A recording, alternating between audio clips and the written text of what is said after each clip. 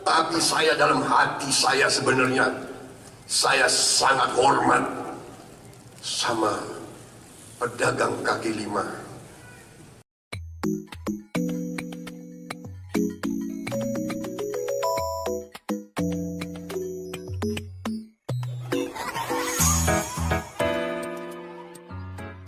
Saudara-saudara sekalian, impian waktu itu,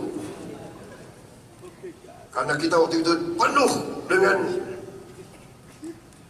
harapan, penuh dengan optimisme. Tahun 90-an, tahun 80-an Indonesia dikatakan macan Asia. Pertumbuhan kita terus menerus. Waktu itu kita bisa bikin pesawat terbang.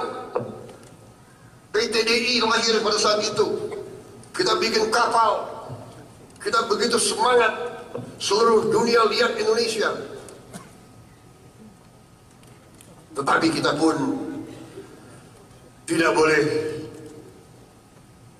lengah. Ternyata kehidupan di dunia ini sungguh keras. Persaingan keras. Persaingan antara bangsa. Persaingan antara manusia keras. Setiap bangsa ingin hidup dengan semakmur-makmurnya. Setiap bangsa ingin menjadi yang terhebat, yang terkuat, yang terkaya. Dan demi cita-citanya itu, setiap bangsa rela, tega untuk menghambat bangsa lain. Itu adalah sejarah manusia. Sejarah manusia ribuan tahun. Saudara-saudara sekalian, saudara sarjana-sarjana yang baru lulus, guru besar, para intelektual, para akademisi, ya benar yang saya katakan dari dulu. Masa depan bangsa ditentukan oleh perguruan tinggi. Tapi kadang-kadang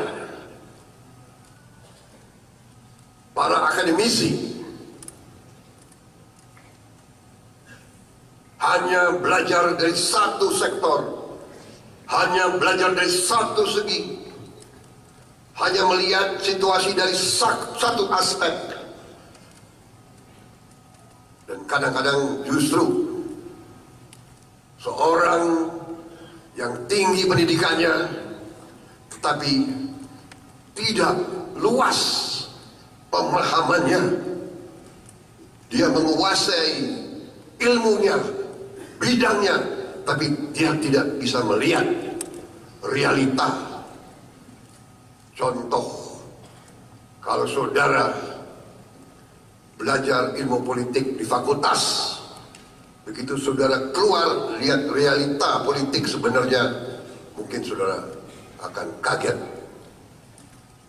Realita kadang-kadang tidak sepenuhnya sesuai dengan ilmu yang ada di buku. Dan awaknya.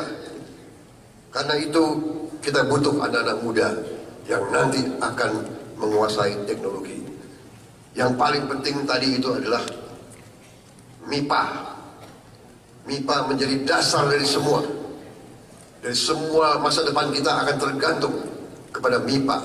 Matematik, fisika, kimia, biologi. Menghadapi virus pandemi, kita butuh ahli-ahli biologi. Menghadapi nanti krisis pangan dunia, kita butuh ahli-ahli biologi. Untuk menghasilkan obat yang bisa terjangkau oleh seluruh rakyat Indonesia, kita butuh ahli-ahli kimia, ahli-ahli farmasi. Kita harus bikin obat di Indonesia, bukan impor obat lagi.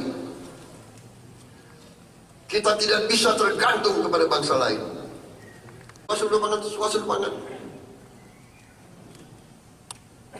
Saya bicara food estate, bukan saya bicara food estate. Ibnu Sutowo sudah bicara food estate tahun 60-an. ada orang-orang Indonesia, ada tokoh-tokoh Indonesia, ada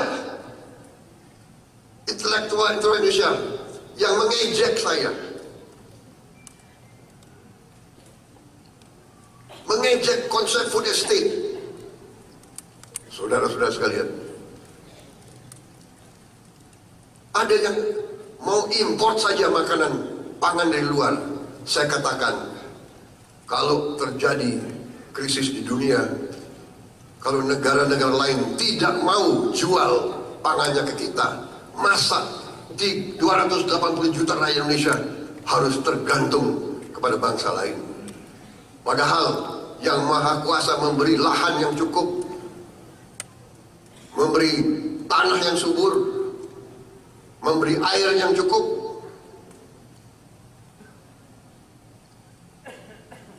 Saudara-saudara sekalian,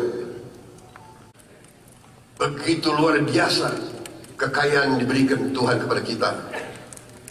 Saya bicara dengan beberapa pengusaha beberapa hari yang lalu. Kelapa kita adalah produsen kelapa terbesar di dunia.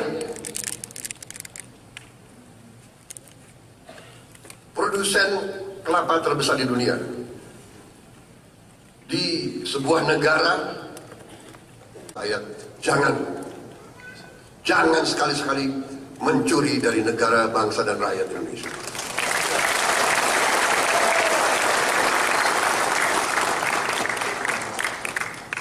Harus menjadi kuat. Ingin kaya, bagus. Ingin kaya supaya orang kaya membantu orang yang kurang kaya dan belum kaya. Harus jadi kuat, kaya untuk membantu yang lemah. Saudara sekalian. Tapi jangan kaya dengan